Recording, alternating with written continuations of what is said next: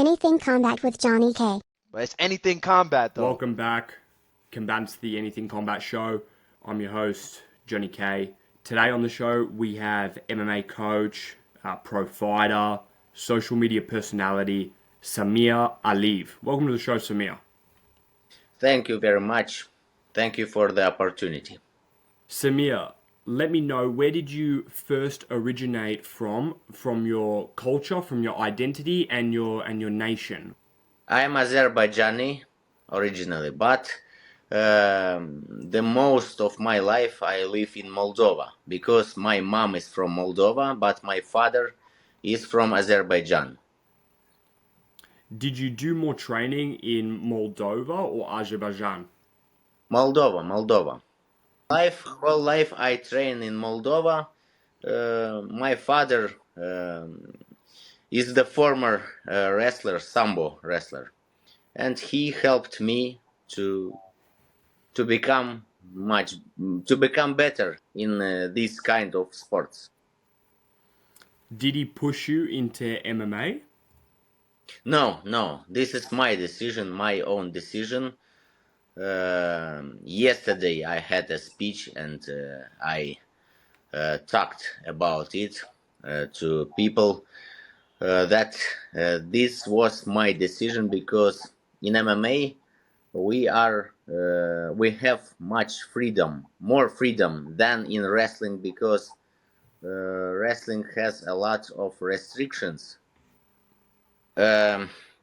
rules, a lot of rules. You can't punch your opponent, you can't submit him, but in MMA you can do everything, and that's why I love this game. I practice it since 2011 till nowadays. Samir, are you retired from fighting professionally, or do you want to go back into fighting? No, I retired 5 years ago. I had my fight, and due to some problems in my life, troubles, I chose a new way of coach. I think it's God's will. If you believe it to be God's will, what do you think your purpose is now that you're a coach? What do you want to do with your life?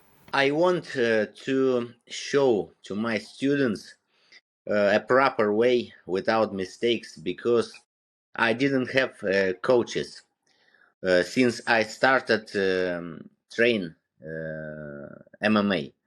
The first mixed martial arts was Combat Sambo.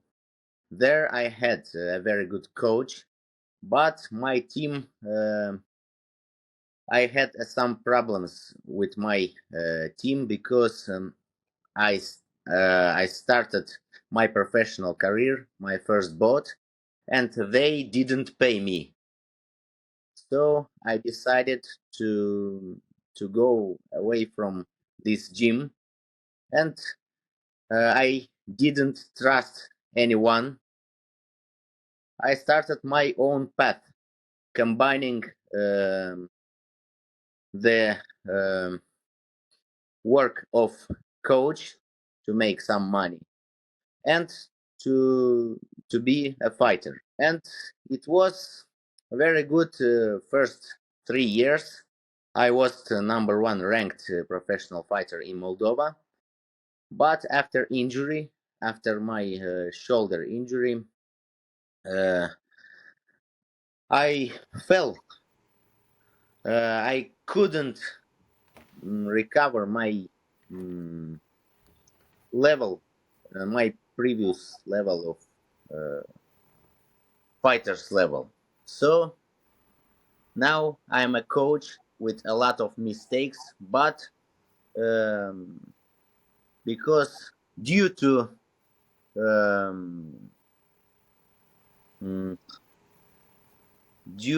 these troubles, and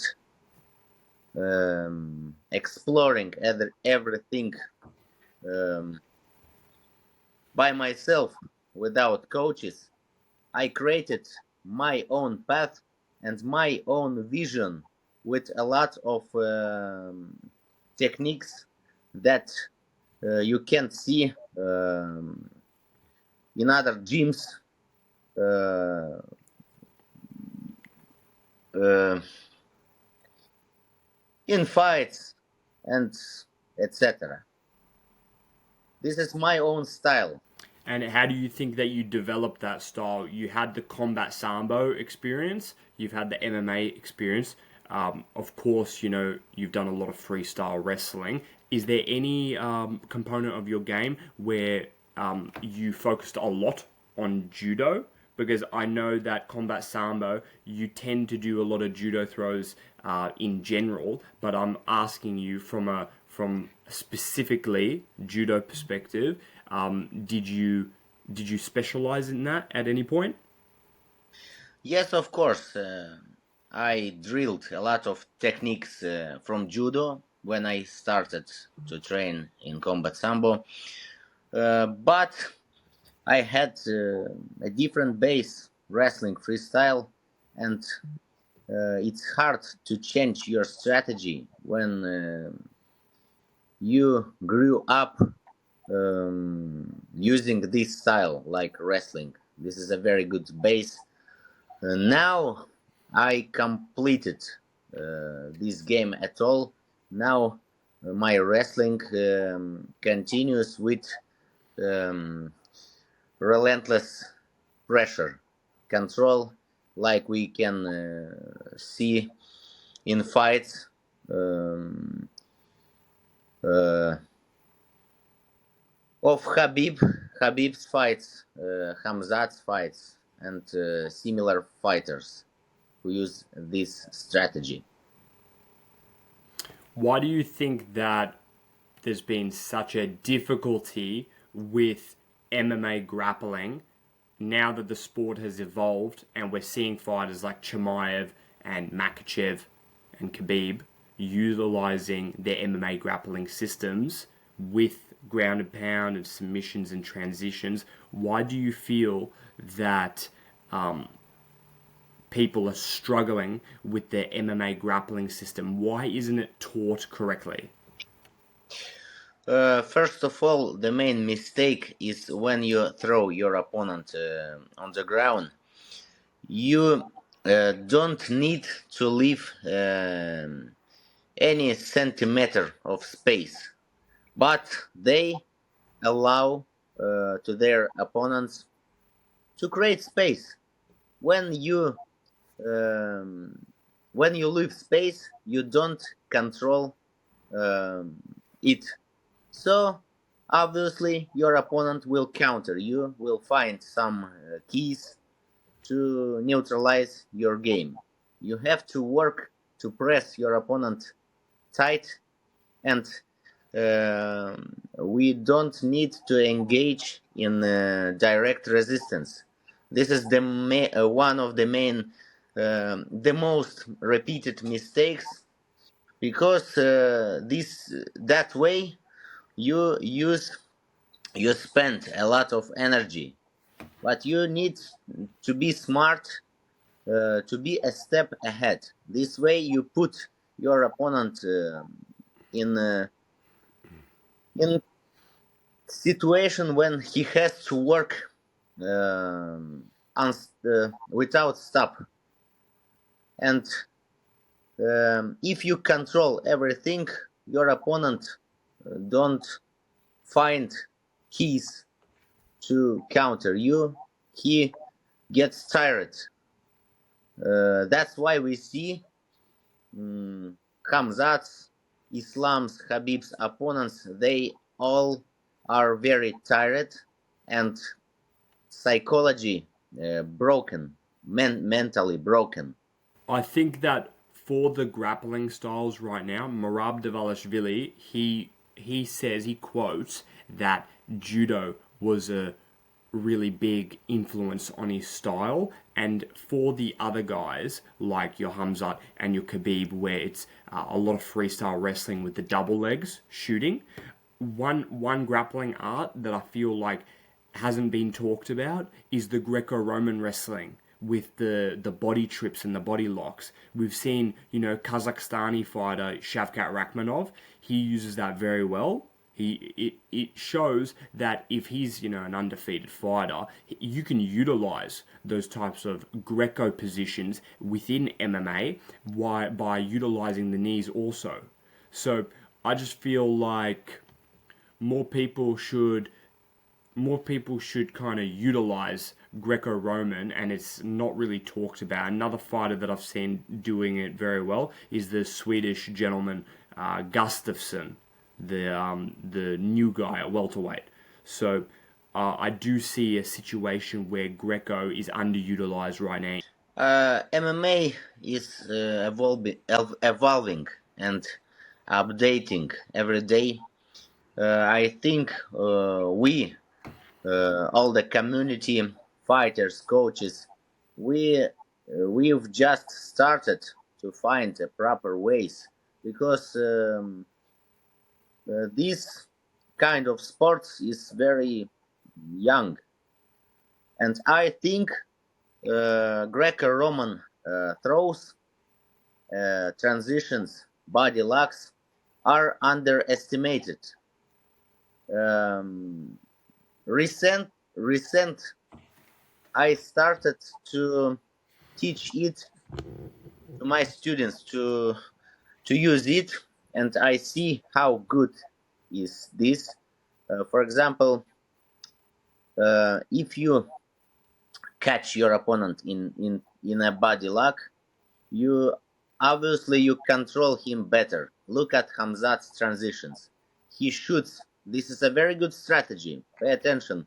He shoots always in opponent's legs, but then immediately he transitions to body lock, because it's harder to react when you shoot for a double leg, but it's much better when you transition then to the body lock. But we need to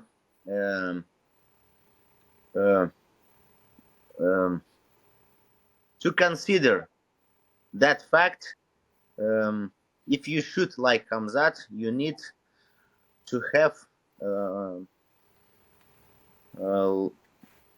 length of limbs that allows you to do it. Because, for example, if you are a shorter fighter with short arms, that's not good strategy. But you can do it when you press your opponent into the cage, and you can transition, considering that when you got body lock, your arms are busy. You have to engage in the game your legs to work with whole your body. And again, we're backing to control, chain wrestling, and dominant control. Samir, what do you remember from your first ever fight that you had, either Sambo, MMA, whatever the first competition was? What was that, and what do you remember from it? For example, my Combat Sambo, the first my Combat Sambo fight, not was so different, because I came up from freestyle wrestling, and in the first fight I just throwed my opponent, and due to difference in score, I won that fight earlier. But in MMA, that was different, because the first time I fought in the ring, I couldn't use my striking, even I prepared it, because this was a very different emotions. Um, um, Starting from my entrance when I the first time um, came up in the ring with music, and a lot of people were watching my fight. There was a little bit different. They were a little bit different emotions. Did you become a master of Combat Sambo, or did you just have Yes, Sambo fights? yes, of course. After 2 years practicing, I got a bronze medal on European Championship, and for this I achieved a Master of Sports in Combat Sambo. And interesting thing, Khabib Nurmagomedov was 2-0 in 2 wins, no losses in UFC, and he was a guest. He came there with his students from Dagestan. It was very interesting experience. I have a photo with Habib. I was younger, and he also. Samir, can you tell me with the Combat Sambo in terms of difficulty competing in grappling, wrestling, jiu-jitsu, and fighting in MMA, where does Combat Sambo rank compared to all the sports? It's hard to compare. I can say I can make my rankings. The first hardest ever kind of sport is wrestling, freestyle wrestling, Olympic sports. Um, it's very hard. The second MMA, because 3 5 minute rounds, it's very hard to mix up a lot of martial arts like striking, wrestling. You get tired. I always had problems in the third round. I couldn't be like Merab, for example. The third place is close to MMA will be Combat Sambo. If you, I think you don't know about the rule in Combat Sambo. This federation allows you to shoot your opponent with your head. Did you know about this? I've seen it. I've seen a lot of the Russian guys where they grab the gi and they hold Yes. both panels of the gi and they drop their head straight into the person's face. I've seen it. Yes, yes. I've seen a knockout here in Moldova, and we had two different federations of Combat Sambo, and in our federation of Combat Sambo, we fought like professionals without. Um, I No headgear. Yes, without gear. Yes, Okay. yes. And one and one guy, my familiar, he shoot his opponent and mm, sent him in a knockdown. Then then made a suplex. One of the hardest game I've ever seen. Samir, with Moldovan combat sports and combat sambo, I'll just firstly ask you two questions.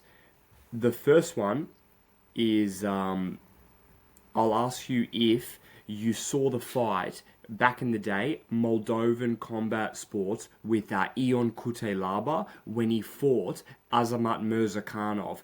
Did you see this fight where Azamat Mirzakhanov put a crazy crazy beatdown on Ion. Did you see that? Yes, yes. It was in amateur fight, hand to hand, Russian hand to hand. Was it Yes, Sambo? no. This is hand to hand combat. Um, is the name of martial arts, Russian martial arts. Рукопашный бой, they say like this. Yes, I've seen it. It was crazy. It was crazy because Azamat wasn't that time a UFC fighter, but Ion was. Seeing that you didn't see it, I want to ask you about the Moldovan fighting scene. Seeing that there's a lot of Combat Sambo guys coming up, as well as the fact that you told me about that particular rule set that fight took place with Kutelaba and Mirzakhanov. So, with the Moldovan combat sports, do you think with these competitions that we're going to see more guys come out of this country and go into the UFC? Because so far, I know of you being Moldovan, I know of Ion Kutelaba, but there isn't that much volume of Moldovan talent. We have also Sergei Spivak and Alexander Romanov who fights in PFL. They are two. They are two good fighters, top fighters, like Ion Kutelaba.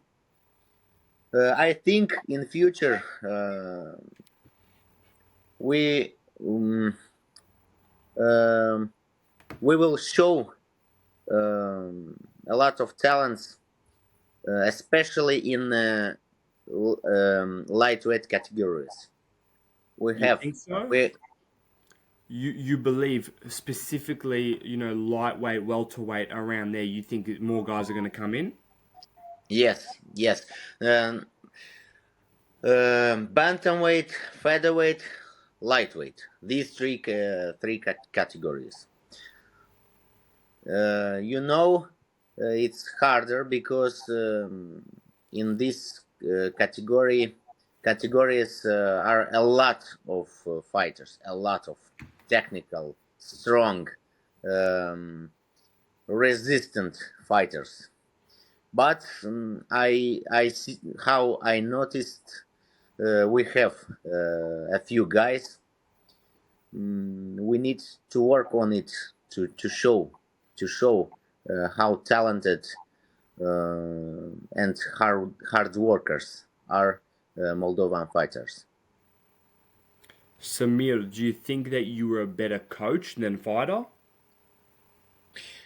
Of course, I'm the better coach, but I think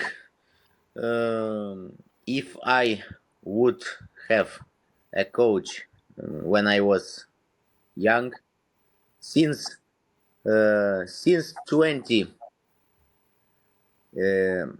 since 20 years, I practice it alone by myself.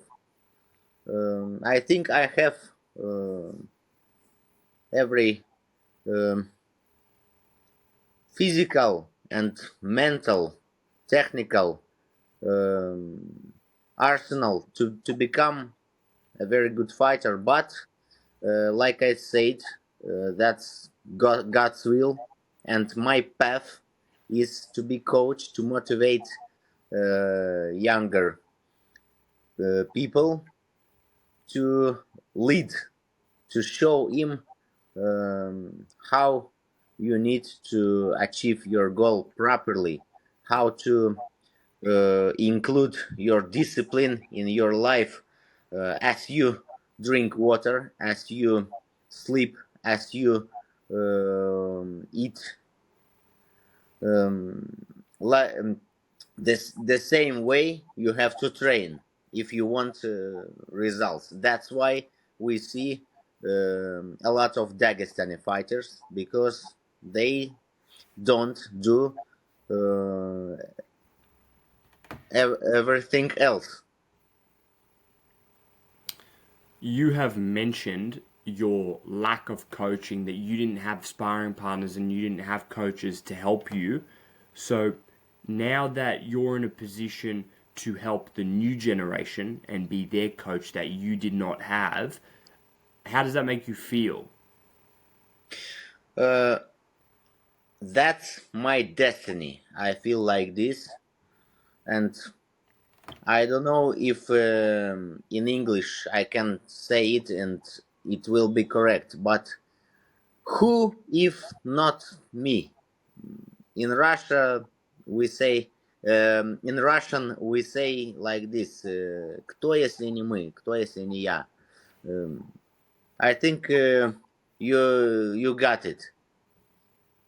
First of all, if you want to change something, you have to start from your own self, and then you engage other people who can um, gain your